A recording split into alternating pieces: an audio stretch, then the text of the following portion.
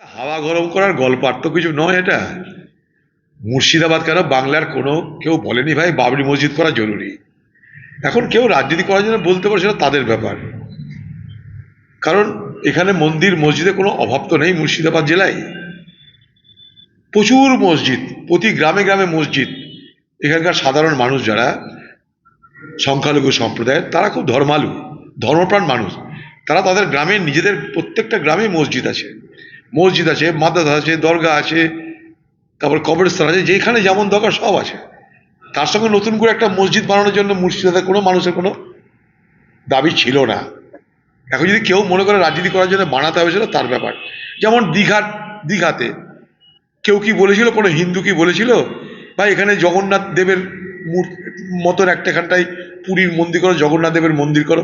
কেউ কি বলেছিল? মন্দিরের কোনো অভাব আছে কি? নেই। কিন্তু করতে হবে, কারণ দেখাতে হবে আমি বড় হিন্দু। আবার যারা বাবরি মসজিদ করার কথা বলছে, তাদেরকেও দেখাতে হবে আমি বড় মুসলমান। সমস্যাটা এই জায়গাটাই। বাংলার দিদি পথ দেখিয়েছে, চলে আসুন, জগন্নাথ দেবের মন্দির হয়ে গেল দীঘার তীরে। সেখান থেকে চলে গেল দিদি এবার পর্বতে, মহাকাল হবে উত্তরবঙ্গে। মধ্যবঙ্গ বাদ থাকবে কেন? সেখানে একটা দুর্গাঙ্গন, কোটি কোটি টাকা খরচা চলছে। সেখানটায় যখন একটা দিক, যখন হিন্দুদেরকে খাতির করার জন্যে একটা দিক যখন সরকার নজর দিয়েছে, সরকারি কোষাগার থেকে যখন কোটি কোটি টাকা খরচা করে একদিকে যেমন মন্দির, পাশাপাশি দুর্গা উৎসবে একাধারে চাঁদা দিয়ে প্রত্যেকটা ক্লাবকে দখলে রাখার চেষ্টা হচ্ছে, সেরকম আরেকটা অংশ তা সেই মানুষগুলোকে, তাদের কাছেও কিছু রাজনৈতিক উপাদান নিয়ে, তাদের কাছ থেকে কিছু ভোটের উপাদান, নির্বাচনী উপাদান তাদের কাছ থেকে সেখানটাই ইনভেস্ট করে সেখান থেকে যে রাজনৈতিক ফসল তোলার জন্য আরেকটা অংশ তৎপর হচ্ছে। দিদি তৈরি করেছে, তার এগুলো প্রতিফলন। Every action has its equal and opposite reaction. তুমি যখন হিন্দুকে খাতি করতে যাবে, তখন মুসলমান দিয়ে নিয়েও রাজনীতি হবে। বাংলার মুখ্যমন্ত্রী পথ দেখিয়েছে, তাঁর দলের লোকেরা সেই পথ অবলম্বন করেছে। তা আমাকে হারানোর জন্য, আরে রাজনীতিতে হারাও, কর্মে হারাও, রাজনৈতিক বক্তব্যে হারাও, আদর্শে হারাও, অধীর চৌধুরীকে চোর বলে প্রমাণ করে, লুটেরা বলে প্রমাণ করে হারাও, কোনো আপত্তি ছিল না আমার। কিন্তু শান্তিপূর্ণ জায়গায় শক্তিপুর রামনবমীর দিনে সেখানকার পুলিশ, তৃণমূলের মস্তান মিলেমিশে একটা দাঙ্গা করালো পরিকল্পিতভাবে, এবং সেই দাঙ্গা করানো হলো সরকারের নির্দেশে, মুখ্যমন্ত্রী মমতা ব্যানার্জির নির্দেশে। আমি সেদিনও বলেছি, আজও বলছি, নির্বাচন কমিশন এটাকে বললে এটা খুব অন্যায় হচ্ছে, এর ব্যবস্থা নিন, এফআইআর করতে হবে। সেই দাঙ্গা থামানোর জন্যে আমি রাতারাতি, আমি তখন মালদা থেকে আসছিলাম, ফারাক্কায় যখন ব্রিজ বা ব্যারাজ ক্রস করছি, তখন দেখছি ওখানে দাঙ্গার খবর আমার কাছে এলো। রাতারাতি আমি 3 ব্যাটালিয়ান সেন্ট্রাল ফোর্স ওখানে পাঠিয়েছিলাম ইলেকশন কমিশনকে, বলে যে দাঙ্গা থামানো যায়।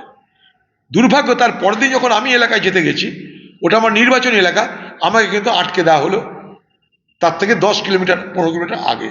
কারণ আমি যদি যেতাম, আরামসে সেখানে শান্তি ফিরিয়ে আনতাম, তাতে কিন্তু ভোট হতো না। সেই দিনই ওদের দলের এমএলএ, যাকে নিয়ে আজকে মমতা ব্যানার্জি লড়াই করছে, সে সে অর্থাৎ হুমায়ুন কবির, সে বলে দিল 70 ভাগ হিন্দু, এই মুসলমান 30 ভাগ হিন্দু, মেরে ভাসিয়ে দিব, হয়ে গেল। সেইটাকে আবার নির্বাচনী উপাদান হিসাবে বাংলার মুখ্যমন্ত্রী ব্যবহার করলেন। মুখ্যমন্ত্রীর নির্দেশে হুমায়ুন কবির দাঙ্গা লাগালো, মুখ্যমন্ত্রীর নির্দেশে নিজেকে মুসলমান প্রমাণ করে হিন্দুদেরকে ধমকালো, মুখ্যমন্ত্রীর নির্দেশে হিন্দু ধমকানোর সেই ভিডিও তার যে এজেন্সি আইপ্যাক হিন্দু গ্রামে গ্রামে প্রচার করলো, আর বলে দিল হিন্দুদের এখন এককাট্টা হওয়ার প্রয়োজন অধীর চৌধুরীকে হারানোর জন্য। আমি হারলাম, কোনো অসুবিধা নাই। আমরা নির্বাচনে অংশগ্রহণ করি, সবাই প্রত্যেকবার জিতবে তা তো নয়। বাংলার মুখ্যমন্ত্রী সে এমপি ভোটে দাঁড়িয়ে কখনো হেরেছে, বাংলার মুখ্যমন্ত্রী সে বিধানসভা ভোটে কখনো হেরেছে। কিন্তু নির্বাচন আসে যায়, কিন্তু সমাজ তো আমাদের টিকিয়ে রাখতে হবে সকলের জন্য। সেই জায়গায় দাঁড়িয়ে এই সমাজের যে বিভাজন তৈরি হচ্ছে বাংলায়, সেই বিভাজনের মুখ্যমন্ত্রী মমতা ব্যানার্জি তিনি অংশগ্রহণ করছেন, এটাই দুর্ভাগ্য আমাদের কাছে। বিজেপি আমরা জানি তাদের হিন্দুত্বের এজেন্ডা নিয়ে তারা সারা দেশব্যাপী তারা দখল করতে চাইছে। কিন্তু বাংলার মুখ্যমন্ত্রী, যদিও তাকে চিনতে মানুষের ভুল হয়েছিল, তিনি অনেক আগে বিজেপির হাত ধরে এ বাংলা দখল করতে চেয়েছিলেন। বাংলার মানুষের ভুল হয়েছিল সেদিন। সেদিন বাংলার মানুষ ভেবেছিল শুধুমাত্র অপশাসনের বিরুদ্ধে তৃণমূল নেত্রী বিজেপির সঙ্গে সমঝোতা করেছে, তা কিন্তু নয়। কারণ পার্লামেন্টে আমি ছিলাম, পার্লামেন্টে দিদি মন্ত্রী ছিল, আমি জানি তাদের ভার্সান, আমি বক্তব্য রেখেছিলাম আরএসএস এর বিরুদ্ধে, সেই বক্তব্যের প্রতিবাদ করেছিল মুখ্যমন্ত্রী মমতা ব্যানার্জি, সেই পার্লামেন্টে আমি স্যার সাক্ষী। দেরিতে হলো বাংলা মানুষের ধীরে ধীরে মুখ্যমন্ত্রী মমতা ব্যানার্জির যে কুৎসিত যে একটা চেহারা আছে, আমি এটা ওইভাবে বলছি না, কুৎসিত রাজনৈতিক চেহারা কথা বলছি আমি। তিনি দেখতে কেমন তা নয়, কুৎসিত যে রাজনৈতিক চেহারা সেটা কিন্তু ধীরে ধীরে প্রকট হচ্ছে বাংলায়। আর যা কিছু হচ্ছে দেখুন, সেই তৃণমূলের লোকেরাই করছে। মসজিদ বানানোর দায়িত্ব সে তৃণমূলের নেতা, মন্দির বানানোর দায়িত্ব সরকার নিজে। তো আমাদের দাবি তো স্কুল বানানো, কলেজ বানানো, শিল্প তৈরি করা, এগুলোর কি হবে? এই মুর্শিদাবাদ পিছিয়ে পড়া জেলা, ভারতবর্ষের সব থেকে পিছিয়ে পড়া জেলার যে তালিকা, যাদেরকে বলা হয় অ্যাসপিরেশনাল ডিস্ট্রিক্ট, তার মধ্যে মুর্শিদাবাদ। এখানে ভাঙন আর প্লাবন জেলার অভিশাপ।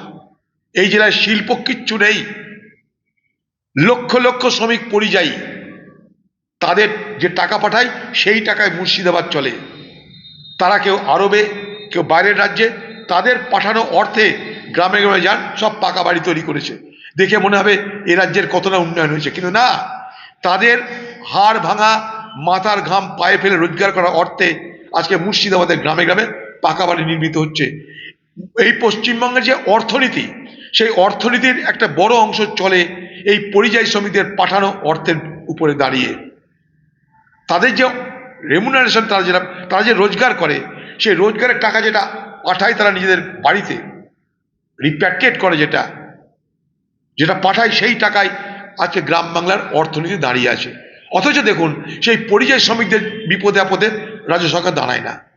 রাজ্য এবং কেন্দ্র উভয় ধরে নিয়েছে মানুষের কাজ বড় কথা নয়, বড় কথা হলো ভোটে জিততে গেলে আমাদের অন্য দাবাই দরকার, রাজনৈতিক দাবাই দরকার। তাই বাংলার মুখ্যমন্ত্রী আসবে, মিথ্যার পাঁচালী পাঠ হবে, আবার মোদি আসবে, মিথ্যার গীতা পাঠ হবে, আর আমরা বাংলার মানুষ যে তিমিরে ছিলাম সেই তিমিরে থেকে যাব। দুর্ভাগ্য এটা আমাদের।